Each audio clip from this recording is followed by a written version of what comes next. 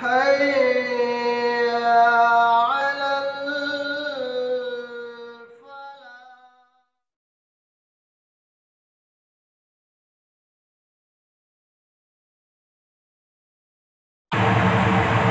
بسم اللہ والصلاة والسلام على رسول اللہ وبعد.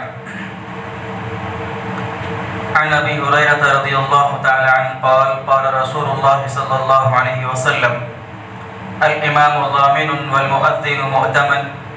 اللہم ارشد الائمة واغفر للمؤذنین.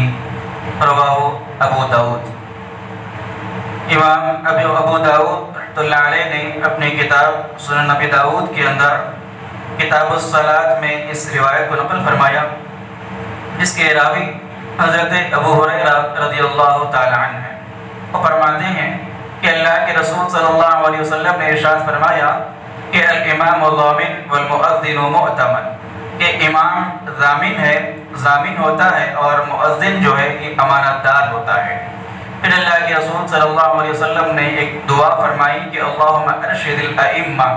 کہ اے رب العالمین تو اماموں کو ہدایت پر قائم رکھ، واغفر للمؤذنین اور مؤذنوں کی تو مغفرت فرما دے. اس روایت کے اندر اللہ کے رسول صلی اللہ علیہ وسلم نے جہاں اماموں کے لیے اور مؤذنوں کے لیے دعا فرمائی ہے، خاص طور پر اس حدیث کے اندر مؤذنین کے لیے امام ترمذی اور امام ابو داود رحمۃ اللہ علیہ نے استشہاد نقل فرمایا کہ اللہ کے نبی صلی اللہ علیہ وسلم نے امام کے لیے کہا کہ امام ضامن ہے، یعنی امام کے لیے اللہ کے نبی صلی اللہ علیہ وسلم نے ایک بڑی ذمہ داری نماز پڑھانے والے امام پر عائد فرمائی، اور اللہ کے نبی نے کہا کہ امام ضامن ہوتا ہے مصلیوں کی نماز کا. یعنی اگر امام کی نماز صحیح ہوگی، درست ہوگی، اسی وقت مصلیوں کی نماز بھی صحیح اور درست ہوگی. اگر امام اس طریقے سے نماز پڑھے گا کہ جس طریقے سے اللہ کے رسول صلی اللہ علیہ وسلم نے نماز پڑھی تھی، تو اس کی نماز بھی درست ہوگی اور اس کے پیچھے پڑھنے والے مصلیوں کی نماز بھی صحیح ہوگی. اگر امام نماز کے اندر اللہ کے نبی صلی اللہ علیہ وسلم کی سنتوں کو جان بوجھ کر چھوڑتا ہے،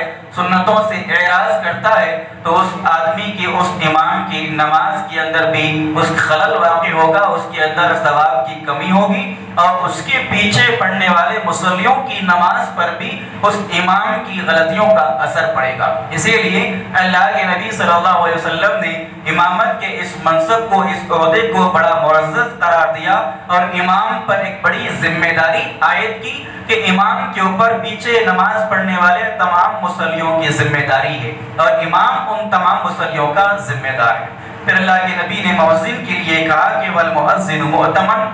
کہ مؤذن جو ہے وہ امانت دار ہوتا ہے. یعنی امانت داری کا یہاں پر مطلب یہ ہے کہ مؤذن اذان کے اوقات کی پابندی کرے.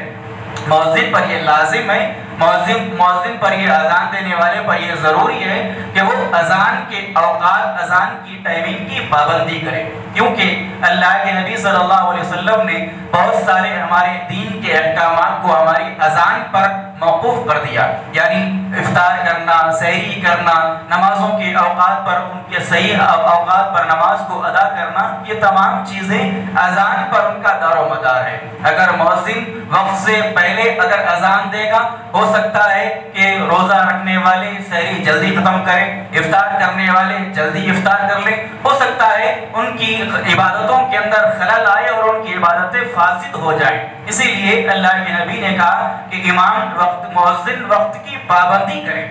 نہ وقت سے پہلے اذان دے اور نہ اذان کے وقت کو زیادہ ٹال کر اذان دے. لہذا مؤذن پر یہ ضروری ہے کہ وہ وقت کی پابندی کرے. امام ترمذی اور امام ابو داود رحمۃ اللہ علیہ نے اس باب کے اندر اس حدیث کو لایا کہ جس باب کا نام یہ ہے کہ مؤذن اذان کی وقت کی پابندی کرے گا. لہذا اس حدیث کو انہوں نے روایت کیا، نقل کیا، جس سے یہ بات معلوم ہوئی کہ مؤذن پر بھی بڑی ذمہ داری ہے وقت کی پابندی کی. اس کے بعد اللہ کے نبی صلی اللہ علیہ وسلم اس روایت کے اندر دعا فرمائی امام کے لیے اور مؤذن کے لیے. امام کے لیے اللہ کے نبی نے کہا کہ اللہم ارشد الائمہ، کہ رب العالمین تو ہمارے اماموں کو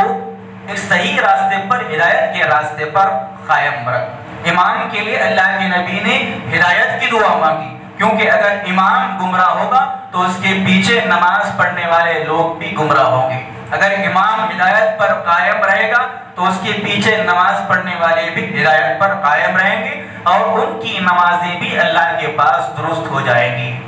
اگر ایسا امام ہو کہ جو ہدایت پر نہیں ہے، وہ اپنی نماز کو ایسے ہی پڑھے گا کہ جو اپنی نماز کو وہ پڑھ سکتا ہے، اگر اللہ کے نبی کی سنتوں کو ٹالے گا، اللہ کے نبی کی سنتوں کو نظر انداز کرے گا، اور جو نماز کے اندر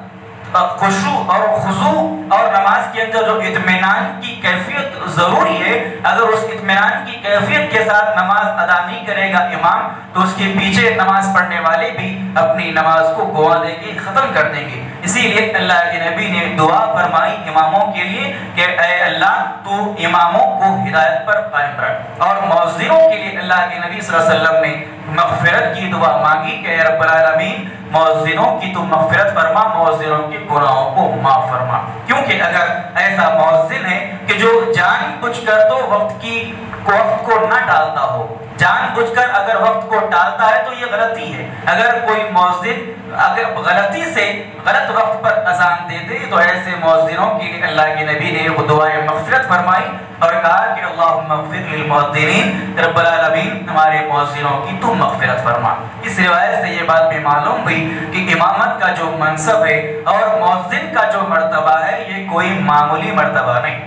یہ کوئی معمولی مرتبہ نہیں۔ اللہ کے نبی صلی اللہ علیہ وسلم جس منصب والے کے لیے دعا فرما رہے ہوں، ایسا آدمی کوئی معمولی آدمی اللہ کی نظر میں نہیں، بلکہ ایسے لوگ اللہ کی نظر میں اور اللہ کے نبی صلی اللہ علیہ وسلم کی نظر میں بڑے محبوب، بڑے معزز اور بڑے احترام کے قابل ہیں۔ لہذا اماموں کو، مؤذنوں کو عزت دینا، ان کا احترام کرنا اور ان کی خاطر خواہ تعظیم کرنا یہ ہر امتی پر، ہر مسلمان پر فرض ہے، کیونکہ اللہ کے نبی صلی اللہ علیہ وسلم نے امامت کے منصب کو اور مؤذن کے منصب کو بڑا معزز قرار دیا۔ اللہ رب العالمین سے دعا ہے رب العالمین ہم تمام کو اللہ کے رسول صلی اللہ علیہ وسلم کی سنتوں کو پڑھنے، سیکھنے، سمجھنے، اس پر عمل کرنے کی توفیق عطا فرمائے، آمین۔ سبحانک اللہم و بحمدک، اشہد ان لا الہ الا انت، استغفرک و اتوب الیک۔